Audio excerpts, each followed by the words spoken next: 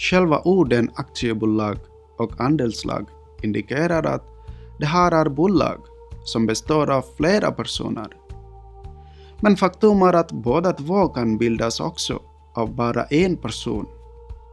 Den stora skillnaden jämfört med en firma eller ett personbolag är att bolagets ekonomi är separat från företagarens egen privata ekonomi.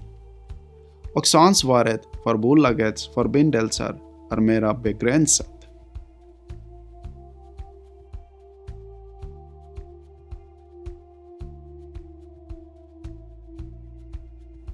Ett aktiebolag eller ett andelslag är en självständig enhet och vinsterna i ett sådant bolag blir inte direkt i personliga inkomster för ägarna. Om bolaget har inkomster kan pengarna förvaras inne i bolaget och ägarna kan välja att ta ut avkastning i form av lön eller så kallad dividend, alltså en ersättning till dem som satsat pengar i bolaget. Det här kan vara fördelaktigt i fråga om beskattning eftersom det är lättare att planera sin inkomst och den beskattning som följer. På samma sätt är inte heller bolagets ägare personligen ansvariga för skulder eller förluster som uppstått inom företaget. Ifall ett aktiebolag eller ett andelslag inte kan betala sina skulder kan det försättas i konkurs. Det här betyder att verksamheten upphör och att de tillgångar som finns i bolaget delas ut till fordringsägare. Men det är bara bolagets tillgångar som berörs, inte de enskilda aktieägarnas privata tillgångar. På så sätt är aktiebolag och andelslag en företagstyp med begränsat ansvar. Det finns mera lagstadgade strukturer i aktiebolag och andelslag jämfört med ett personbolag. Beslutsprocessen är tydligt reglerad. Vem är det då som bestämmer i ett aktiebolag eller ett andelslag?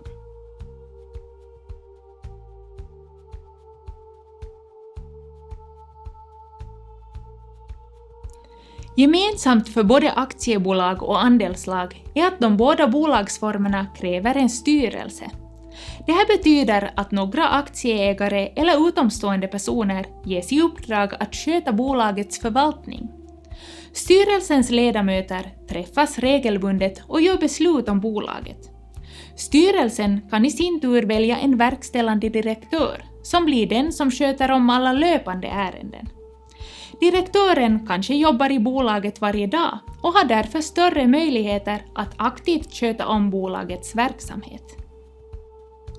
I slutändan är det ändå bolagets ägare, alltså aktieägarna eller andelsägarna, som beslutar om bolagets ärenden. Dessa samlas minst en gång per år till en så kallad bolagsstämma och röstar om viktiga beslut gällande bolagets verksamhet. På bolagsstämman väljs också styrelsen. Här uppstår skillnaden mellan aktiebolag och andelslag. I ett aktiebolag får en aktieägare rösträtt och inflytande i förhållande till den procentuella mängd aktier han eller hon äger. Om man till exempel äger över hälften av aktierna är man en så kallad majoritetsägare och har mycket stort inflytande över aktiebolagets affärer. I ett andelslag är samarbetet inte lika inriktat på ekonomisk vinst som i många aktiebolag, utan målet är ofta att samarbeta kring ett projekt som gagnar medlemmarna, till exempel en gemensam båthamn, en byabutik eller liknande. Bolagsformen finns till mest för att reglera sammanslutningens interna ekonomiska affärer. I ett andelslag råder större demokrati och varje medlem har bara en röst. Antalet medlemmar kan öka eller minska enligt verksamhetens behov. Vi ska titta närmare på fördelarna och nackdelarna med ett aktiebolag. För vilken sorts företagare passar en sådan bolagsform?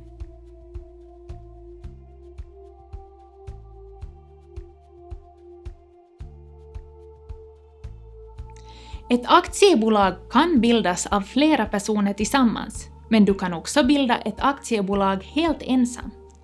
Skillnaden jämfört med att till exempel ha en firma är frågan om ansvar.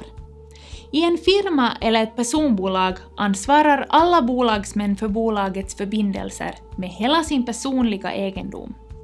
Om bolaget gör en dålig affär får bolagsmännen betala med sina egna pengar. I ett aktiebolag finns egentligen inga bolagsmän, utan den eller de företagare som driver verksamheten kallas för aktieägare. När bolaget grundas måste ägarna köpa aktier i bolaget och pengarna ska betalas in på bolagets bankkonto innan aktiebolaget registreras. Aktieägarna ansvarar sedan för bolagets förbindelser endast med den summa pengar som de har investerat i bolaget. Speciellt i små aktiebolag med litet kapital kommer till exempel banken ändå i praktiken att kräva personlig borgensförsäkran av aktieägarna innan den ger ett lån.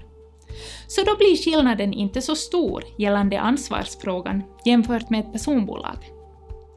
Ett aktiebolag rekommenderas till exempel om bolagsmännen inte vill dela ansvaret solidariskt och den planerade verksamheten är omfattande och kräver stora investeringar.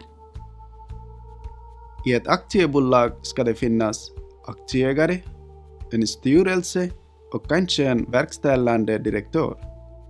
Betyder det här att bolaget blir väldigt stort?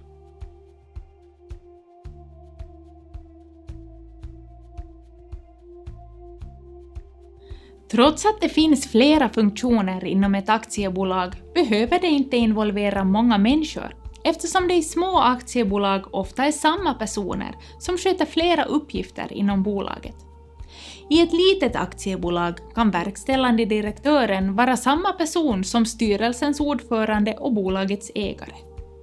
Som sagt kan man starta ett aktiebolag ensam, men om man också är ensam i styrelsen behöver man ha en suppleant, alltså en reservperson som kan företräda bolaget i en ställe.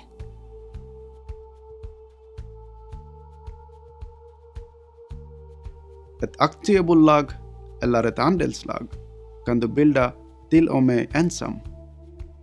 I ett aktiebolag eller ett andelslag begränsas ansvaret till det kapital som ägarna satsat i bolaget.